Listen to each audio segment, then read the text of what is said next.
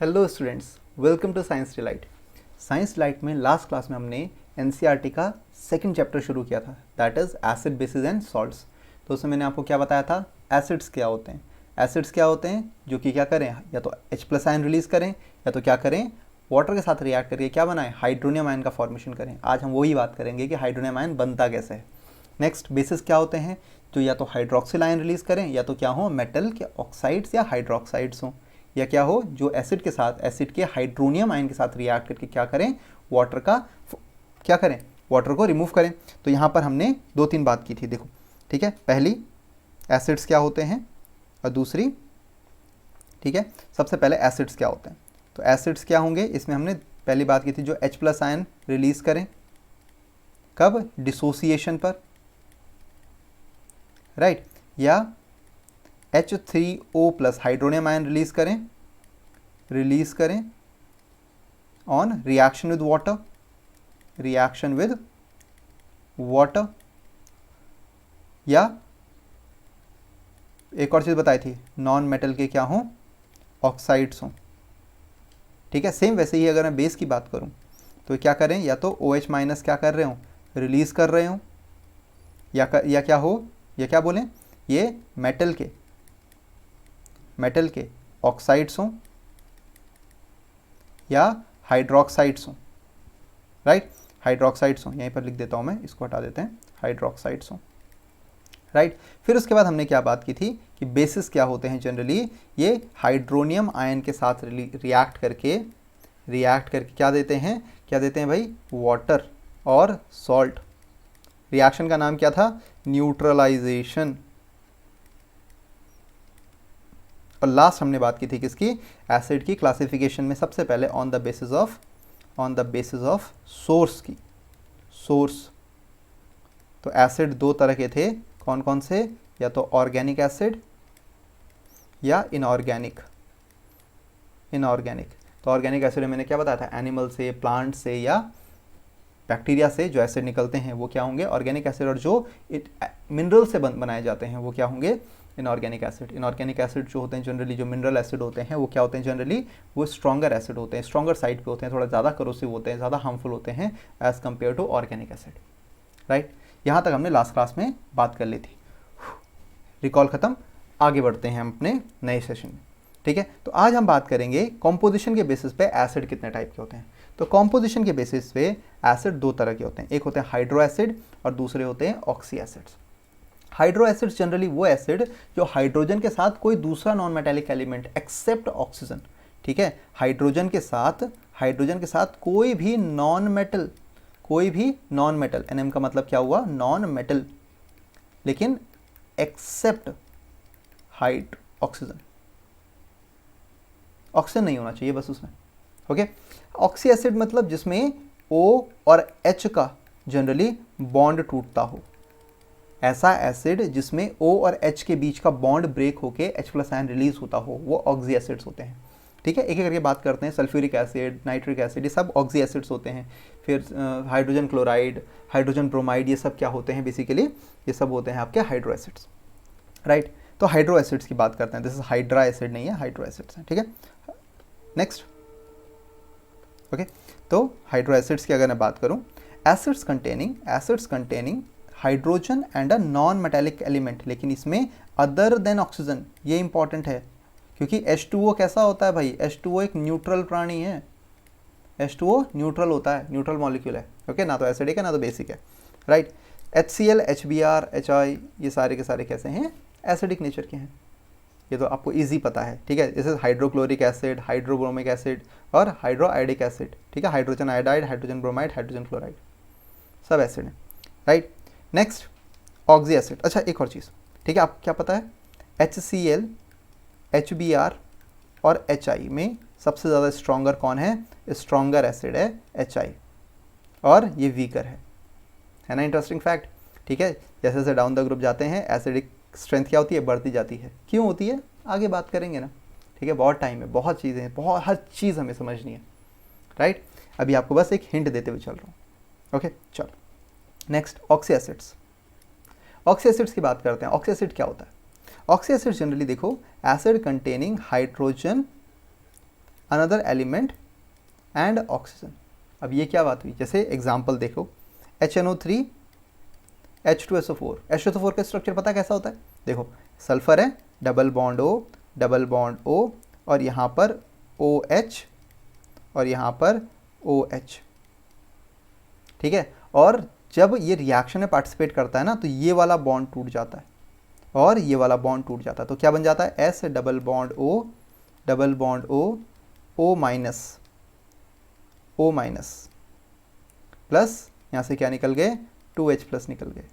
वावी, ये क्या है, सल्फेट,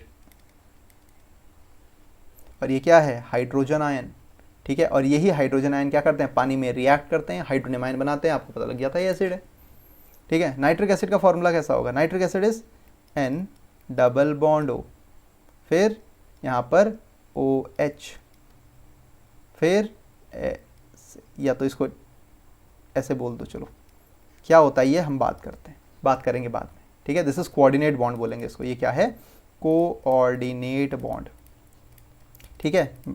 जब मेटल से नॉन मेटल कर रहे होंगे ना, तो उसमें बॉन्डिंग की बात करेंगे, ठीक है। तो बॉन्डिंग बहुत टाइप्स की होती हैं, तो ये कोऑर्डिनेट कोवैलेंट बॉन्ड भी पढ़ेंगे, ओके, ठीक है। अभी आप सिंपली इनके स्ट्रक्चर याद रखो, तो बॉन्ड ये क्या टूटता है, ये वाला बॉन्ड टूट जाएगा इसका, ठीक है, H+ आयन रिलीज कर देगा।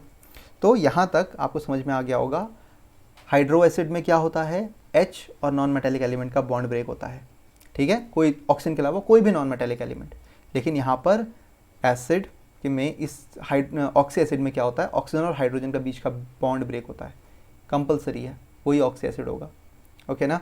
चलो next, on the basis of strength, ठीक है। तो स्ट्रेंथ के बेसिस में आपको इजीली पता लग रहा है ये भाई साहब कैसे हैं, हमारे स्ट्रॉन्ग हैं, और ये कैसे हैं, वीक हैं। तो strong acid, strong base, weak acid, weak base. तो strong acid and strong bases क्या होते हैं, वीक एसिड वीक बेसिस क्या होते हैं, उसकी बात करते हैं, ठीक है। तो स्ट्रेंथ ऑफ एसिड जो होती है बेसिकली, ये डिपेंड करती है कंसंट्रेशन बेसिकली कितना एसिड एक्चुअल में प्रेजेंट है। देखो सिंपल सी बात है, आप बहुत अच्छे हो पढ़ने में, ठीक है, लेकिन आप पढ़ते नहीं हो। टीचर का बहुत फेमस डायलॉग होता है ना ये, कि आप बहुत अच्छे हो लेकिन आप पूरा पोटेंशियल नहीं लगाते हो। तो सेम वैसी एसिड की एबिलिटी भी होती है, उस पोटेंशियल पे ही बात होती है।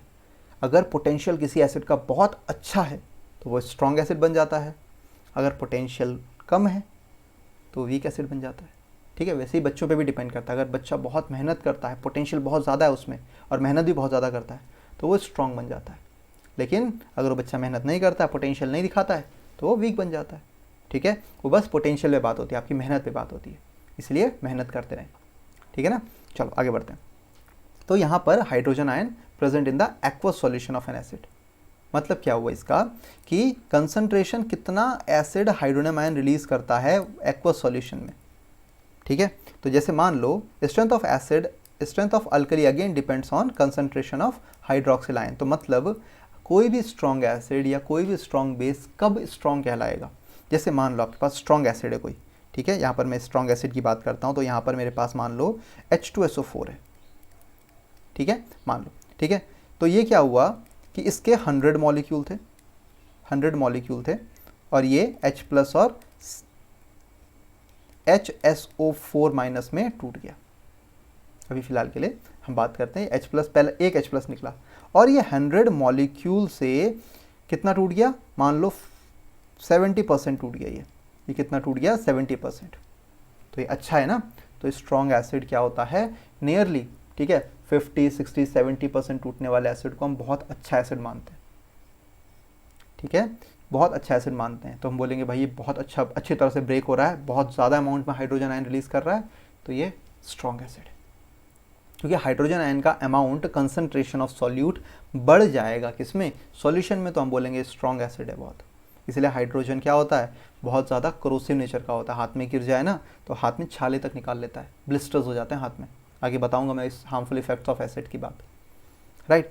तो स्ट्रेंथ ऑफ एल्कली सेम वैसे ही जो NaOH होता है, जो NaOH होता है, अल्कली है ना, अल्कली स्ट्रॉन्ग बेसिस होते हैं जनरली। तो अल्कली जो होंगे, अल्कली जो वाटर सॉल्युबल बेसिस होते हैं, ये जनरली ये क्या होंगे, ये जैसे ही आपने पानी में डाले तो ये क्या हो गए, Na+ और OH माइनस में टूट जाएंगे, ठीक है। या इसको मैं बोल देते हैं, इसको मैं एक साथ बोल देता हूँ NaOH जो एक्वस होता है, राइट। तो ये बहुत ज़्यादा सेम वही कि अगर ये 100 मॉलिक्यूल हैं तो ये 70 80 कितना भी % हाइड्रोक्साइल आयन रिलीज़ कर देगा, तो ये क्या हो गया, स्ट्रॉन्ग एसिड हो गया। समझ में आई बात, पक्का, ठीक है। चलो स्ट्रॉन्ग एसिड की बात कर लेते हैं, जो ऑलमोस्ट completely dissociate हो जाए। Strong acid is an acid which dissociate almost completely in aqueous solution thereby producing high concentration। यही मेन है कि H प्लस आयन की कंसंट्रेशन क्या हो जाए, हाई हो जाए, ओके। तो जितनी ज़्यादा H प्लस आयन की कंसंट्रेशन होगी उतना ही ज़्यादा क्या होगा, एसिड स्ट्रॉन्ग होगा। समझ में आई बात, ओके। नेक्स्ट देखो, जैसे ये है, what is this, this is nitric acid, ठीक है।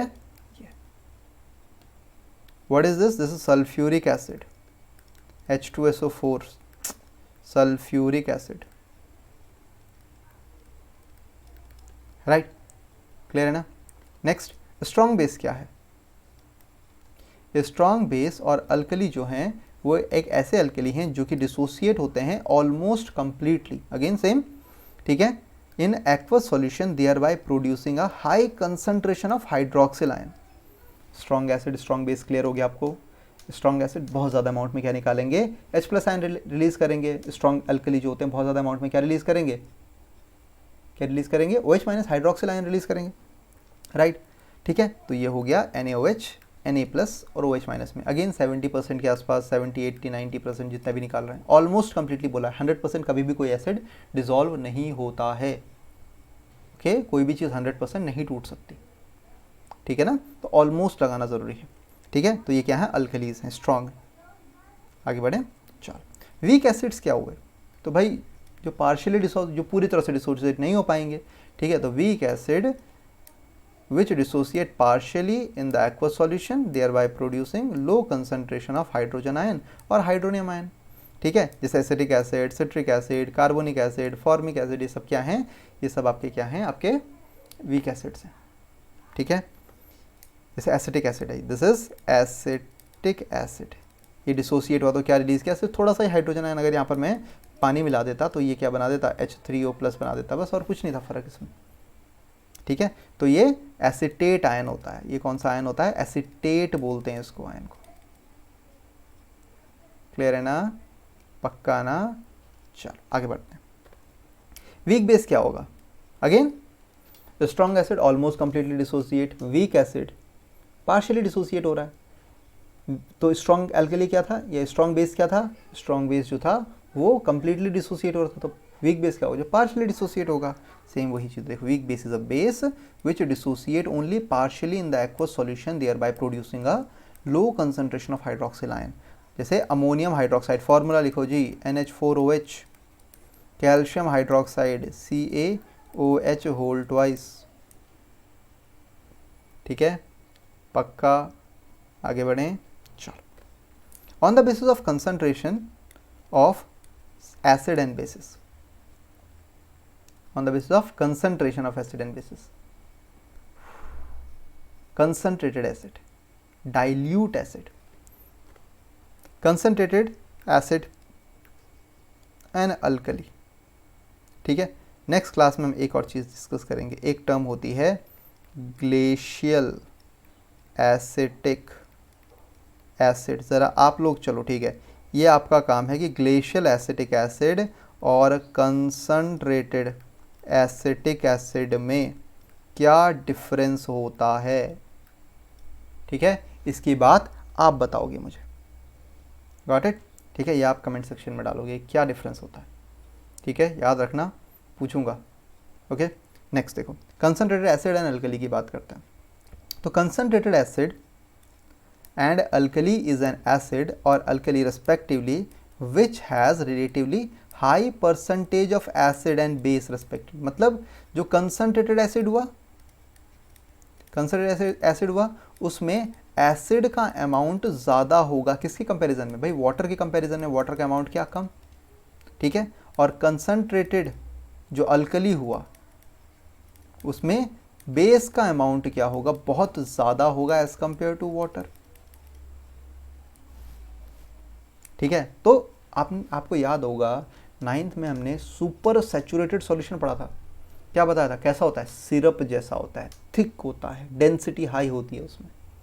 सेम कंसनट्रेटेड एसिड भी होते हैं, अगर उनको आप देखोगे ना तो ऑयली होते हैं, वो बहुत ही ज़्यादा थिक होता है, उनमें कंसनट्रेशन गाढ़ा होता है, इसलिए हार्मफुल भी ज़्यादा होता है। हाथ में गिरेगा ना तो वो हाथ में ऐसा लगेगा जैसे ऑयल है, लेकिन जैसे ही गिरे हाथ धो देना बाबू, दिक्कत हो जाएगी, नहीं तो छाले हो जाते हैं हाथ में, हाथ डिहाइड्रेट हो जाता है। कभी याद होगा फेविक्विक गिरा होगा हाथ में, तो सेम वैसे ही हो जाता है हाथ। एसिड का सबसे पहला काम वाटर मॉइस्चर को रिमूव करो, अगर फिर भी पड़ा रहा तो जला दो स्किन, ठीक है। एसिड हमारी बॉडी को भी ऑक्सीडाइज करने की एबिलिटी रखता है, ठीक है ना। चलो आगे बढ़ते हैं। Next dilute acid and alkali की बात करते हैं। तो डाइल्यूट हो गया, डाइल्यूट मतलब उसमें पानी मिला दिया, ठीक है। तो डाइल्यूट एसिड और alkali having relatively low percentage of acid and alkali respectively, that is concentration is less than 1 मोल पर लीटर, यानी उसमें एसिड का काउंट वाटर के काउंट से कम हो गया, ठीक है, बहुत कम। इवन जो आपके लेबोरेटरीज़ में जो 12th तक की लेबोरेटरीज होती हैं उसमें एसिड का कंटेंट बहुत कम होता है, ठीक है, बहुत ज़्यादा कम, इसीलिए उसको डाइल्यूट बनाया जाता है। क्योंकि बच्चे होते हैं, बच्चों को नहीं हैंडल करना आता है, ठीक है, मज़े करते हैं बच्चे, आगे देखेंगे हम कैसे मज़े करते हैं बच्चे। कोई भी केमिकल ने मिलाया ट्विंग, जो रंग निकल रहा है अच्छा है, ठीक है, तो ये भी इम्पॉर्टेंट है, ठीक है। यहाँ तक तो हमने बात कर ली, राइट। अब हम नेक्स्ट क्लास में मिलेंगे अपने नए टॉपिक के साथ, नए कंसेप्ट के साथ, आगे बहुत इंटरेस्टिंग आने वाला है, ठीक है। On the basis of number of H+ ion release, बहुत सारे एसिड्स होते हैं जो H+ आयन रिलीज करते हैं, ठीक है। तब तक के लिए पढ़ते रहिए, लाइक शेयर सब्सक्राइब करते रहना बच्चों, ओके। चलो bye bye, have a good day.